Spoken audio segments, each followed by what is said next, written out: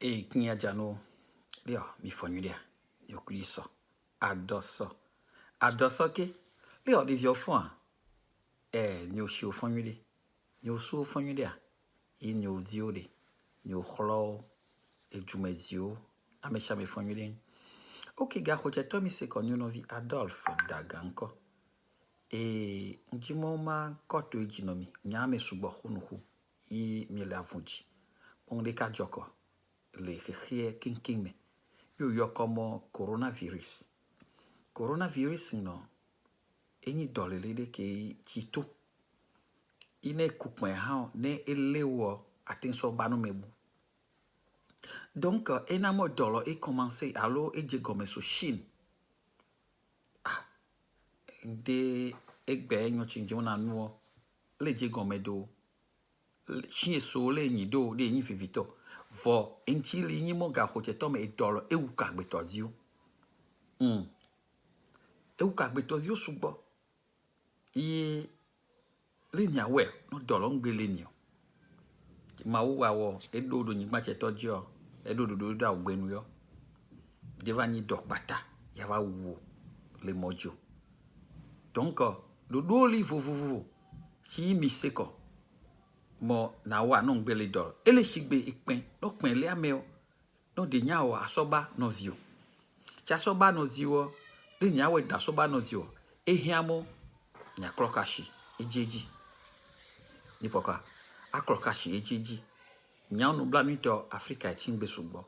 yi ni o ko hume o le eshinu wana ni do ajinu wana ni do de khali ya gaki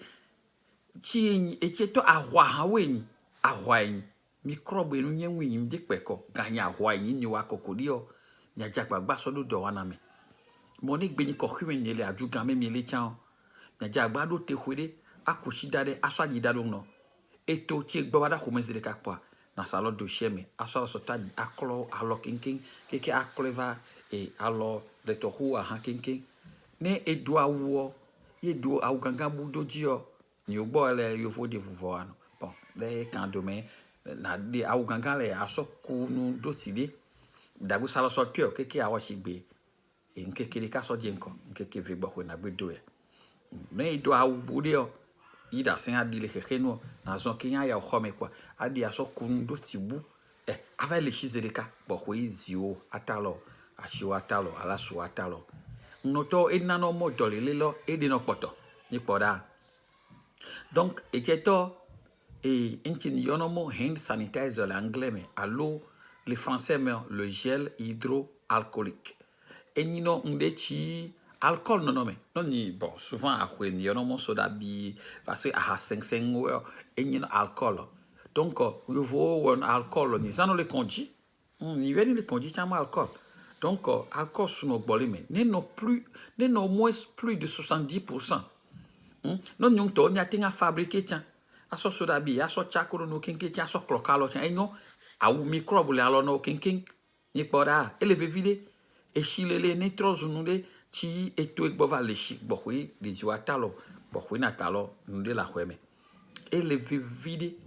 po, abote de poli hodolo, abote de poli hodo. Fo no nyimo nseko mo mono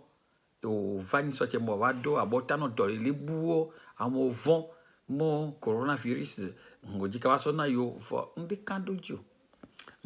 parce que coronavirus ndi poto abota jini horo mais ka yon souffrance ni sote no konyolo mo ma yo ni otole e mo mono me ha so men tu me koto bon en tout cas ngbe veni ya voir anje o maditi no che han wado ni otogbo na abota ti va wa dio se ni abota le dikawa e dochi ya da ni pora c'est vrai ni se konyo mo abota e dikato no coronavirus donc e o mo ava tester l'Africa ni egbe me ni ogbe konyo no e jovai sugbo ti yovo dino de abota le to ava tester l'Afrique e so no dole le bu va no kwito ni shiete egbe vo no abota de poto horo e ni ma abota bu nya do no dolele chuwe li sawe nyingbe vone vo mi adiose ano sur akandoji pa nyingbe vono o donc magbeji mo ve vito ashikoklo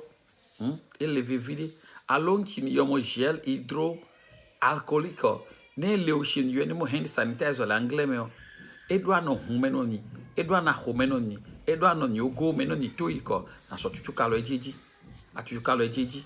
no e sa so tonne yi microbe le nchan da senga agbe ponsen dojo nya jagbagba won ni gbe sa so toko nu subo ni gbe sa so toko ngochi subo ipa ni gbe sa so iko nkuvi me subo ye le vivide ye le vivide maintenant enyochamo nya doko nyomo kashine kashine le français me nyonimo face mask le anglais me enyo nto mo nya jagbagba kinkin aduko le dagan fondation me oni wo susun le nya tinga ajagba king no tela chiwe le Togo nya contacto no atinga wa mask do no nya ting manamo bon ni le susun lo wako honyo ide funfo nya pola nodo donc on game son nya gbese nyonko isia donc ma so sele to puile mona me chavne le benediki vo gawu chiwu keki mo mawi pona meta donc nya no gbedo dame me chavne do ko beda nde kukuno no de jeshi mawo changa ho cheto me jeshi mawo no na do beda mawo ewe so ashi so chona meji ne so ashi chonji pa ade ole e dovon cheto me les psaumes 91 91 KV takpo chideka c'est ça KV takpo chideka e moleo e modol e nugangan o nu dol le o nu aje ko ni o haji ape wa ja haji no ni poya aji du shime poya aji mi o me boya for the popo da ponse ni ojo ise gan dan never va me ha chamo elichan ngbefon no no dio kaba no pepere nchili nya tinga wa no pa nya wa no na gan ele vividi no de nya o gamenche na kure ngbelon no funtola asoli ga ho cheto ngbelon po ngbelon shite e ko da enchi ga ho cheto wo ko video cheto ma so ko to ejino ni onya pedo nyono no no mi se gan dan akpe no mi donc keke so America ni do won ni ji le Togo ni do won ni ji ajano ken ti mechi wo si ajagbe de nya ajano chan kan si ajagbe ni do won ni ji mole ele moe monomea ele ha homea ele otomea ele binomea bineme sochan ise ajagbe kwa alo eno ajano me ise gbe opwa sonyo ti to so do no me no epo monyo deli alo tatra do deli alo suggestion deli ya wa no nipa na won no da Adolphe Dagan ne Facebook ji ho nyan ko pa ela to kaka na won no so da ngbevo no nya poso so chinyawa sia America la sin apejo ni kenken abodoju no nya chu nyo acha ju kon lo ma on yiran encore nyono di Adolphe Dagan e khono kwa ha sonio e America États-Unis ma on yiran keke e saba